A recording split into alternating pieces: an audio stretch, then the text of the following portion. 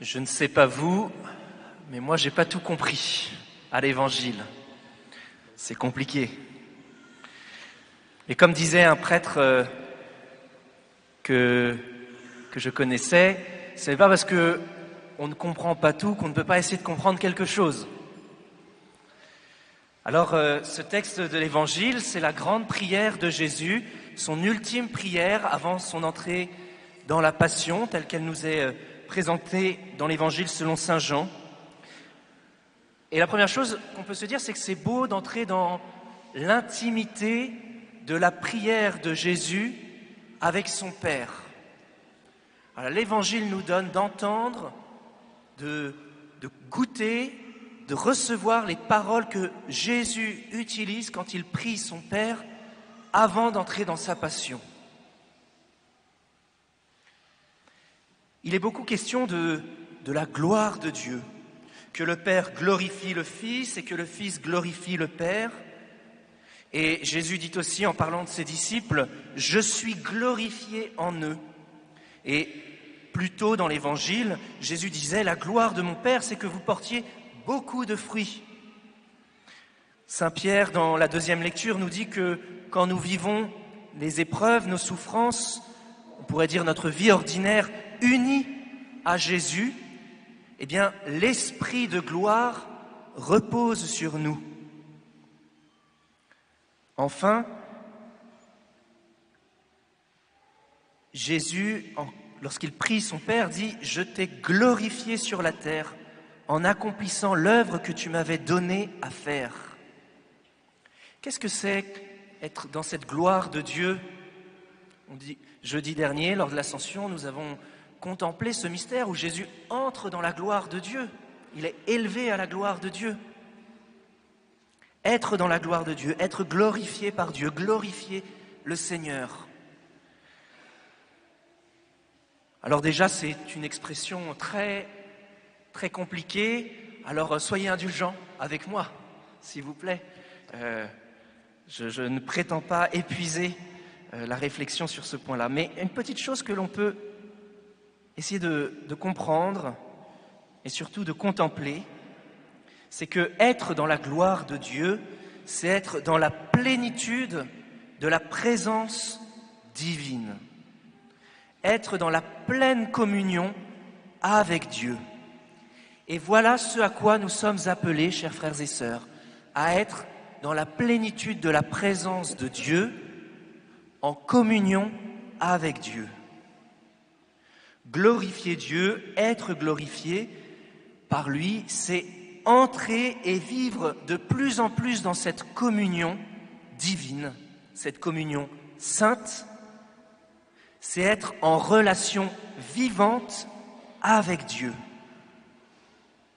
Par la foi, par le baptême, les sacrements, particulièrement l'Eucharistie peut-être, eh bien, par tout cela, Dieu n'est pas lointain.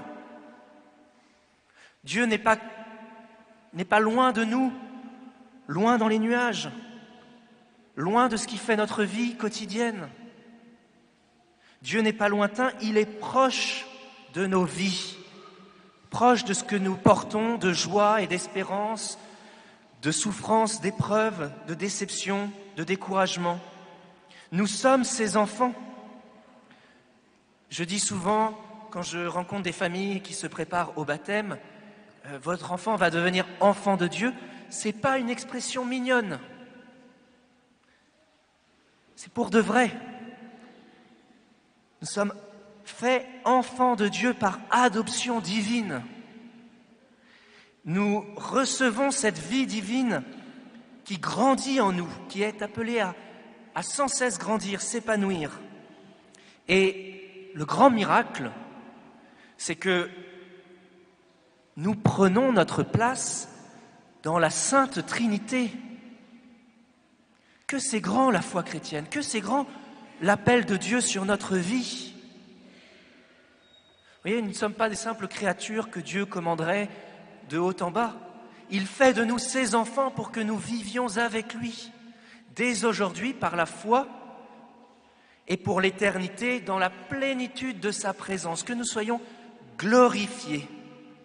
quand nous mourrons et que nous ressusciterons, eh bien nos corps deviendront glorieux. Nous serons pleinement en Dieu, avec Dieu, en Dieu. Nous le contemplerons face à face et nous le connaîtrons. Et la vie éternelle, c'est connaître Dieu.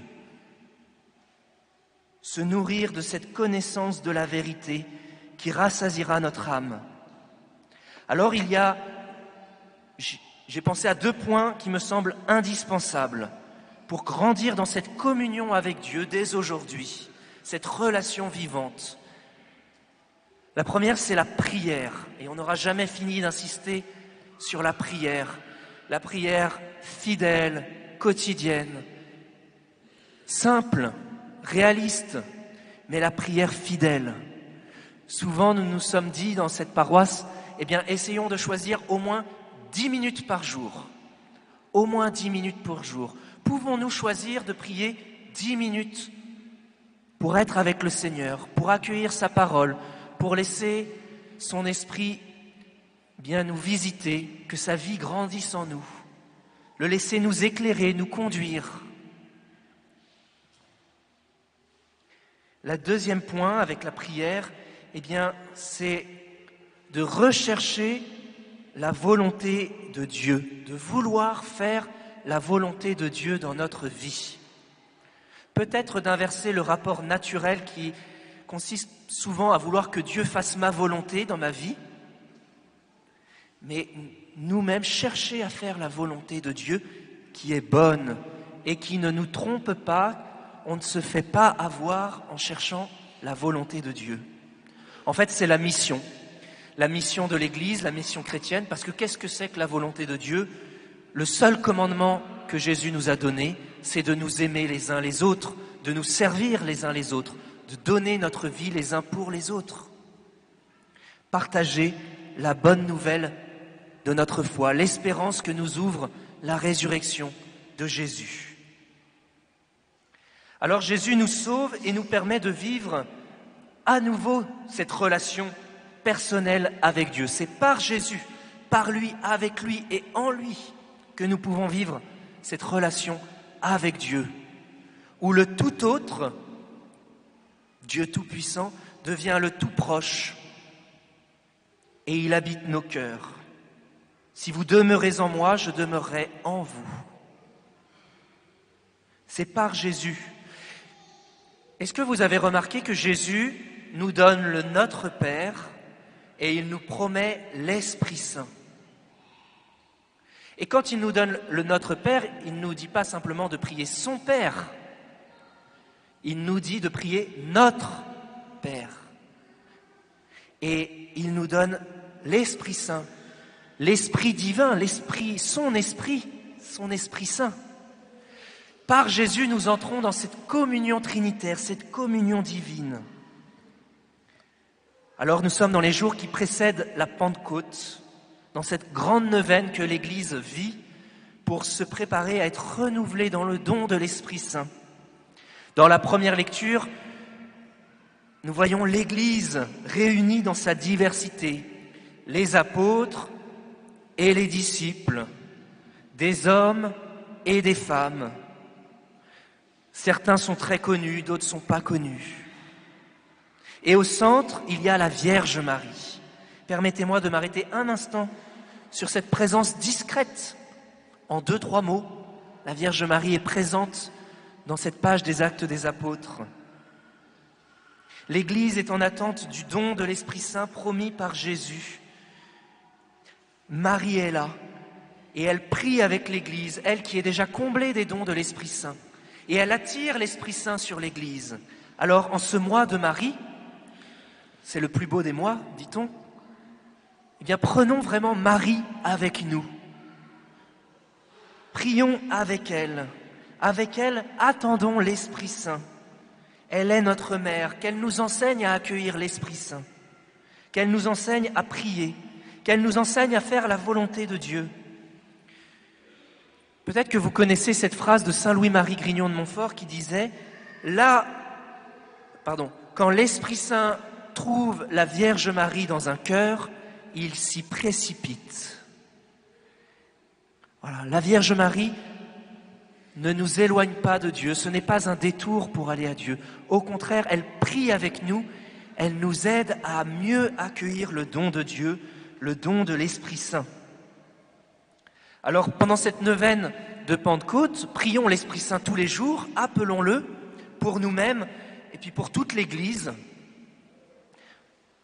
Présentons notre désir d'être en communion avec Dieu, aujourd'hui et pour toute la vie éternelle.